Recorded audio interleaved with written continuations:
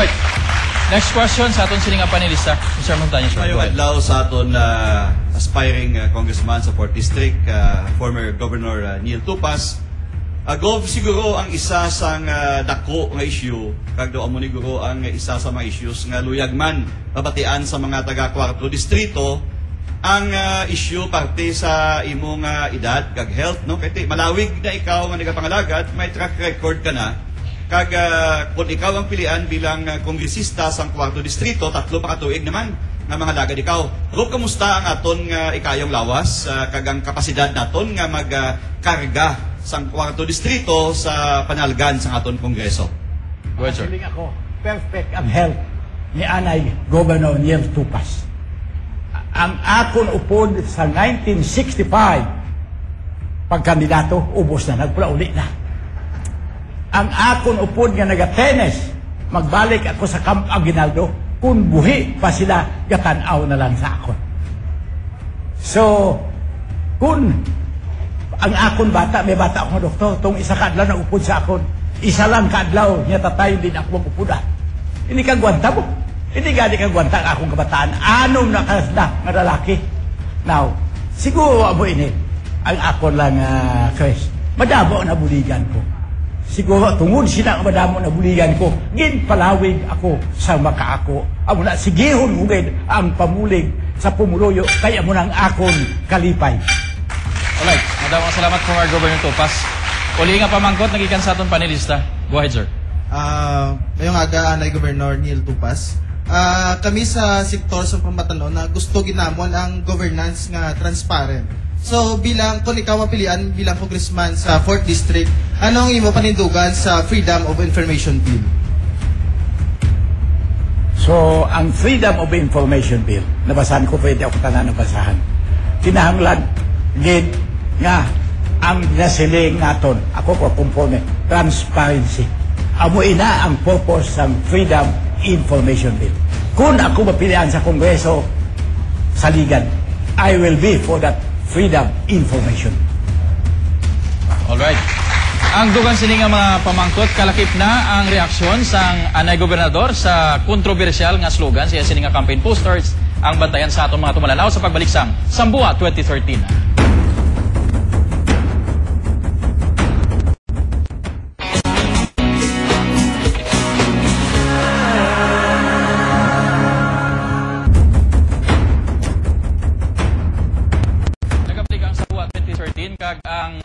Masunod ka pamangkot sa ako, Anay Gobernador. Makita diri ang imo sining campaign slogan, Say No to Drugs. Ano ang implikasyon? Ano ang buot mo siningon sa pagbutang sa sining sa imo sining campaign posters? Ang implikasyon na nga wala ko yagaduga. Amo tani unsayo tani kun ang aya akong pangunkram, mangkot man kung nagaduga siya kung wala. Ay mo nang importante karon.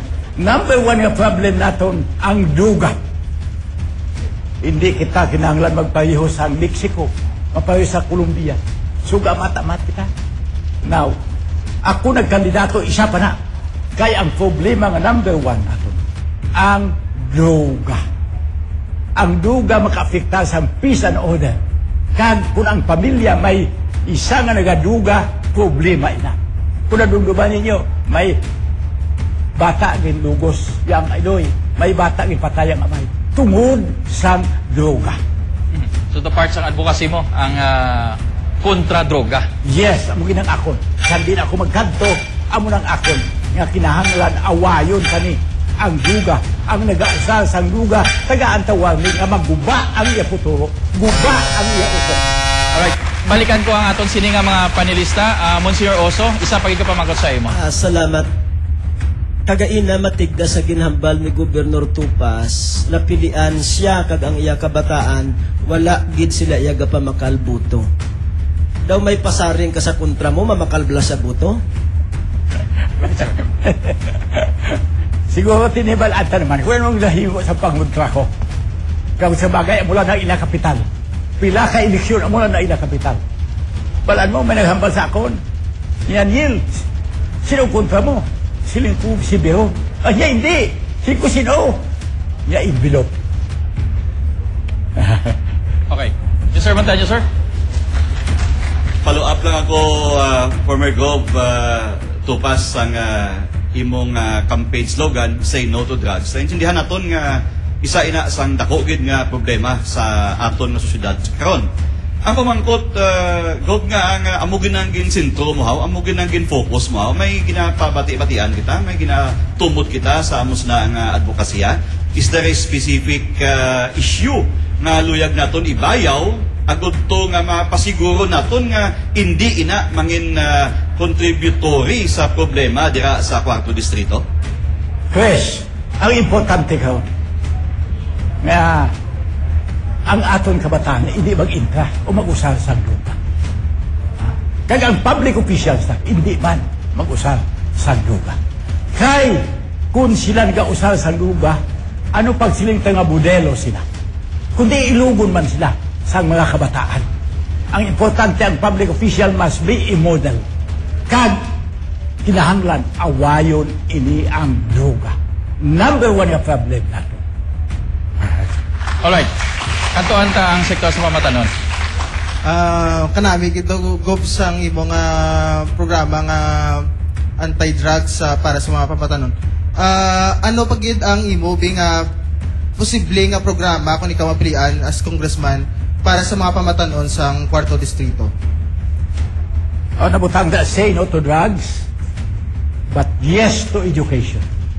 Yes to sports.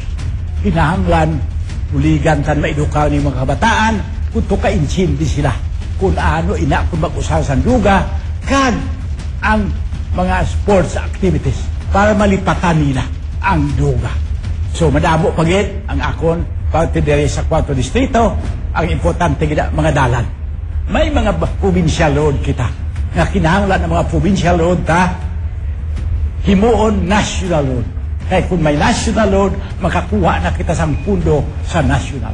Sa 4th distrito, anong importante? Ang baha nga kaya itong dahil gagin paubra ni Congressman Munford na guba sa Frank.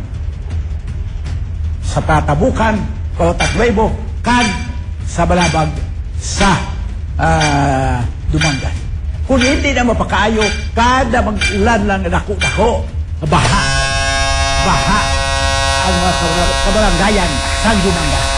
Alright, dugang pagid nga mga palamangutanon kalakip ang issue sa pagpanagtag sang financial assistance sa mga graduating students. Ang pagkasabton sa aton bisita sa pagbalik sang Sambuat 2013.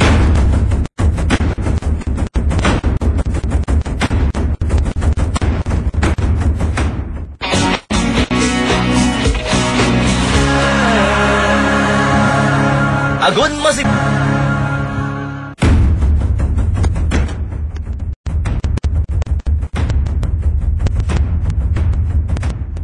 Nagabalik ang Sambuat 2013 kag ang uli nga pamangkot ang igahaboy kay Governor Tupas. Governor, nagapadalagan ikaw sa distrito nga ginakabig Bailey Week sang mga pamilya Biron.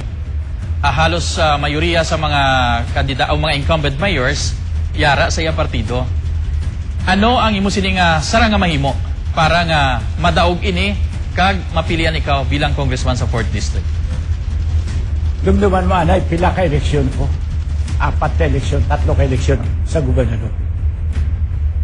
Out of 42 municipalities, 43, lakip ang Pasig City kaya wala pa itong magsyudad. Ang dako ko lang nga mayor nga sa ako noon si. Kaya bang kontra ko mga congressman. Laban sa mayor, gaupod sa congressman. 11, 12, mayara ganing anong lang. Pero kada eleksyon lang, slide ba ako? So hindi ka padaog lang, pabulig padaog, pero ang importante, ang electors, kung ano ang opinion nila. So, alright, nagakulabos kita sa mga tinion, kag before kita magtakop, nagapasalamat ako sa aton sining mga panita, kag sa solo na itong bisita sa Bungaga. This time siguro, Governor, tagaan ikaw sa oportunidad para sa pag-atag sa imo sining final statement, sa imo sining mga constituents sa 4th district. Go ahead, 1 minuto. Palaw ka, kani, maayogin nga kami nga duwa. Good to may baluan. Sang kumuluyo, gatanaw, kag sang nga pamati sa radyo kag TV. Kung sino sa amon ang kwalipikado. Ang akon masiling lang yaway, gina ako nagaduga. Kaya ang duga, masyagahalit sa pangabuhi, magabo sa pamilya kung may bata sila nga nagaduga. Kinahanglan ang bata mo pagustuhan mo pero may. So, Akon kabataan, way gid nagaduga. Way gid. Kag, saan din ako magkanto mo na siling ko, hindi ka magtilaw-tilaw kayo makatilaw ka mo handuga, maguba ang utok ninyo, kag maguba ang putol ninyo. So sa mga pumuloyo, sa 4th distrito, importante ang qualification sa nagapadalagan sa pagka-congressman. Bana-banaan ninyo kung sino kaan nga duha ang kwalipikado.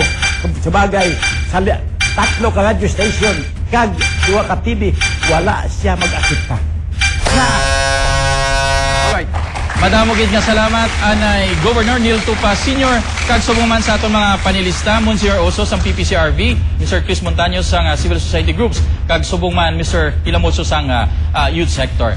Banwa sa liwata, kilalaon sa husto ang inyo sining mga kandidato, hibaloon ang ilang mga plataporma di gobyerno sa mga isyu. Ako si Noni Basco, kaya ang Sambua 2013.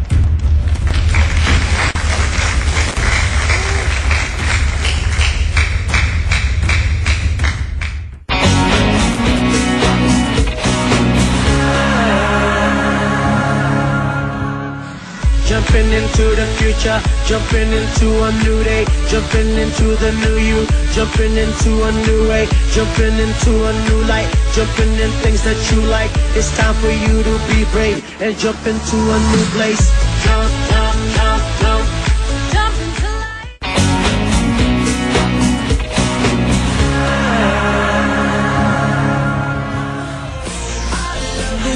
Mga kapamilya, nagabalik kita diri sa Sikat Ka Iloilo Tuesday morning para sa aton tanan. To pacify ang aton mainit nga temperatura diri sa Sikat Ka Iloilo, ari ana ang aton nga food for the soul. Jesus, you're the sweetest name of all. Into your hands, O Lord, I commend my spirit. Psalm chapter 31, verse 3. There is only so much that we can do and capable of as human beings, no? Then there reaches a point nga, kisa hindi ta na masarangan. If you talk to people, for example, mga board pastors and everything, makibot ka kisa mamba sila, hindi ko kaintindi kung paano ko ito natungkad, no? Those that have achieved so much in their life, didn't know how they're capable of doing it as ordinary individuals. Siguro at the end, when you ask them kung anong rason nga nalabot nila na, it's because amba nila the rest of the way, no, ang malabot nila, the rest of the way was done by the mighty hands of our Lord. Extra push. Extra push. Yes. But you have to start it. No? You have to give all your best. Okay mga kapamilya, subong aga igritan na ang aton nga mga nag-celebrate sang birthday today. Sang sikat birthday. Happy birthday to Mary Beth Nunez. Ayan. Looks familiar. Oh, happy birthday, Mommy. Ayan, good morning. Happy Papunto birthday. lang namo ng pansit. Natamyaw kang mga taga Lapayon, Leganes, no? Kung din galin. And also sa mga taga Nabitasan, Leganes, mayong aga. And happy fiesta sa taga Binabaan, Tirador, Lambunaw, Iloilo. Ayan. Hello, happy fiesta. Mahulat man kita sa fiesta nila. Samtang mga kapamilya, kita na kita later sa Gimaras for the Talents Competition sa Mutian ng Gimaras 2013. I will be hosting and I will be joining the Mango Eat All You Can as preparatory sa aton nga challenge. Wow. Sometime soon. Mga pilayan ka kilo mo. 18 ko no eh, ang ano Ang eh, record. ang record eh. Mga 18.5. Wow. Ikaw na. Ako na. Get well soon to may Tol Raymar Pacure sa may Savior's Hospital na bungguan sila sa Sabado. Ang jeep nga nasakyan nila. And also to Nong Roberto and Nanay Grace, no? Get well soon. I hope nga masabat na ang inyong mga kinalanon sa pag-hospital sa mga nakabunggo sa inyo. So napanawagan ko man ang mga management sang Cal's Dress Chicken, no? Kaya tani mabuligan gito sila kay nagakilanlan sila sa inyo pag-bulig. Ito para makagwa na sa hospital kag maoperahan na gid man sa mga. Yes, It's para a rough Gil for all of us dali sa Sikat Ka Iloilo for today, and of course balantayan ang mga nagkalain-lain nga mga aktibidad sa kapamilyang istasyon in the coming weeks to come. May mga nagkalain-lain kita nga mga activities na ka-line up for our kapamilyas, especially medical mission sa aton nga mga kapamilya dali sa district activities. Yes, mga kapamilya, thank you for being with us on this beautiful morning. Ako si Charmaine Gil Nunez. Always remember nga kami dire sa Sikat Ka Iloilo, nagapati nga ang kada Ilonggo, sikat. Mga kapamilya, Reggie Ados at your service, and please be kind to one another. Mga kapamilya, don't forget to do something good for your country today. Ako naman si Sedfrey Lopez Cabaluna. Kita na naman kita, boss, diri sa una kag padaan yung nagapanguna nga morning habit sa mga Ilonggo sini ang Sikat Ka, Iloilo.